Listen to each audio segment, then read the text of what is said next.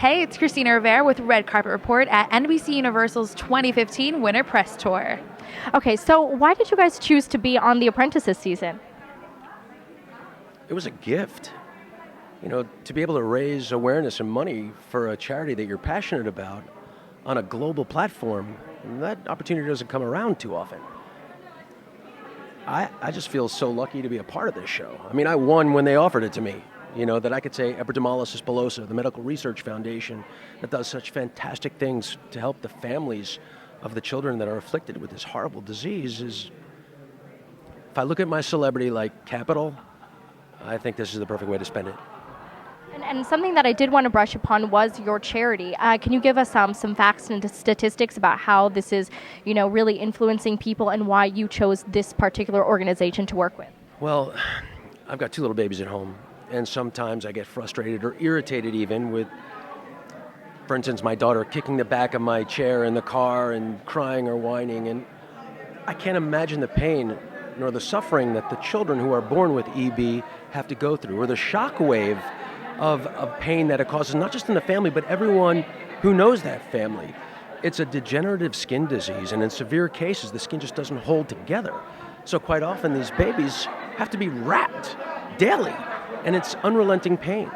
If you look it up on YouTube, every video comes with a warning, difficult to watch.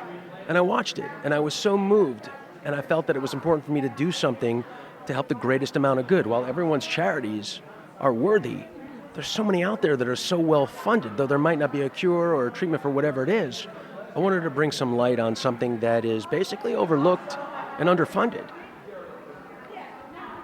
And then, Kenya, can you tell us a little bit more about your charity and why you chose that charity and how it influenced you?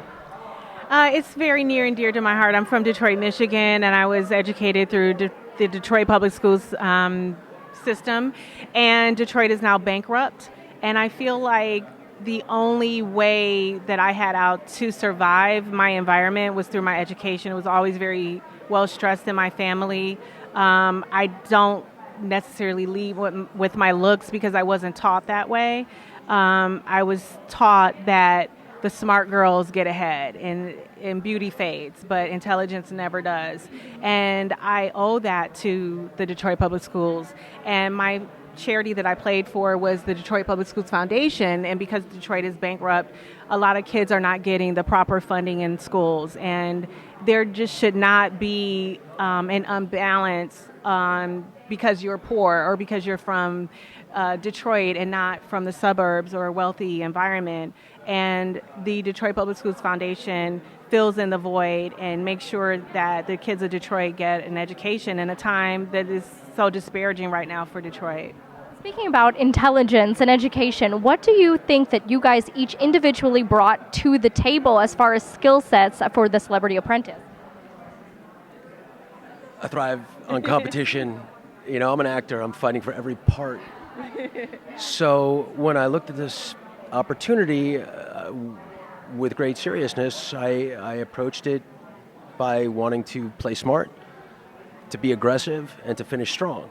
So I did my research. I watched game tapes, if you will, of previous episodes just to see what worked and what didn't work.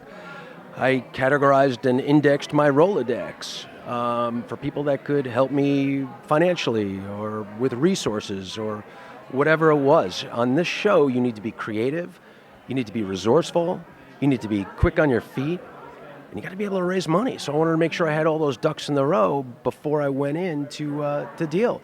And the competition is fierce. They say this is the best season ever. It's because we've had the benefit of seeing what's possible from the previous shows. Millions of dollars have been raised.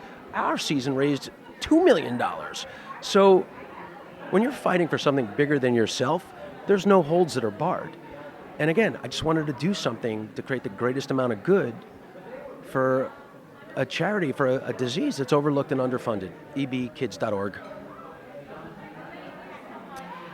Skill set. I'm an indie film producer, and I am used to doing 100 jobs at one time, putting out fires, making sure that everyone on set gets along and that they're doing their job. So I think delegating tasks and various things are my strong suit, and I think that it definitely helped me in the competition.